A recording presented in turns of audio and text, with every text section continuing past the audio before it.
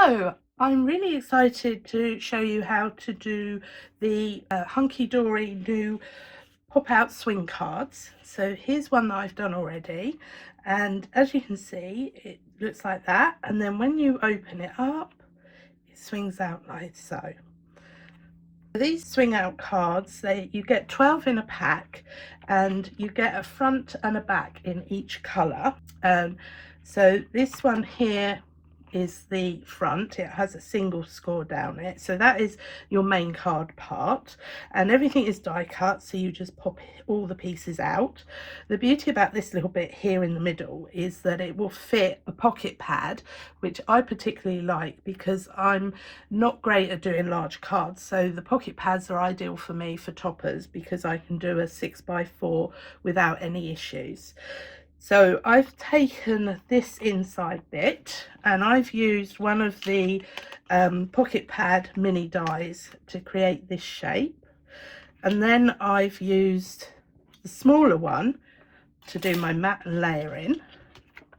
So there's my topper, and I just wanted to show you this new ultra low tack. So this is basically paper, really fine, and as you can see, no issue taking that ultra low tape off. So that is the main card sorted, and now we're left with the swing out mechanism. So it comes on a sheet like this, so again you just pop it out, and then it's got this piece here that you can take out. So the first thing you're going to do now is the folding, and this is the main card and it just has one fold, and all you're going to do is just fold it up and score it, and just be careful because this area here is quite narrow. So that's the easy one. Now this next one it needs to be folded like an M.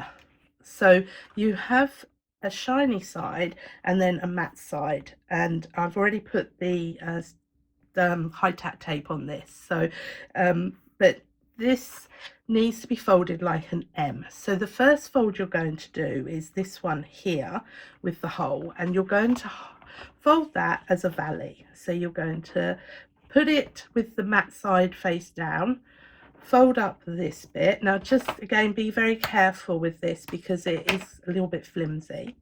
So that's my first valley fold because it goes down in a V. I'm then going to flip it over and do a mountain fold with the middle fold.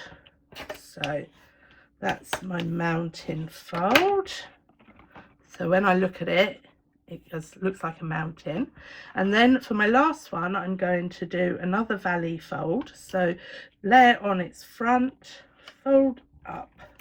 No, sorry, it's that way. Lay it on its back, fold it up, and give it a score. And then when you look at it that way round, when you have the card with the dull side up, it looks like an M. So the next stage is to attach this card to this card, and you need to attach it so that this area here, these two thin areas are joined, and this last one is joined. So I've put tape on those three corners there, and then two pieces here. Don't place the tape too close to your fold because it will get in the way of the mechanism. So, and then I'm just going to use my handy little tool from Polkadoodles, and if you just run it gently over, it lifts up your tape. It doesn't work quite as well on the little pieces, but on the larger pieces it's brilliant. So there we go, look, it's just pulling the little piece backing off, and I'm just going to fold them over. I'm not pulling them right off because earlier when I made the other one I did bend the card a little bit. So right, so now I'm going to do this one. Ooh.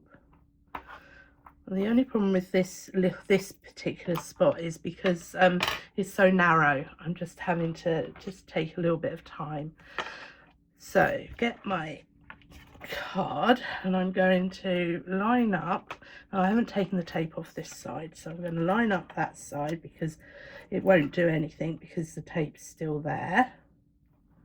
Then I'm going to line up this side where the tape has come off, and I can then go down that way and my tape to that one, and then I need to go and find the bit on the other side. There it is. So that's my first piece attached. So then I can go and do this bit. So I'm going to open it up like that, take my tape off. There we go.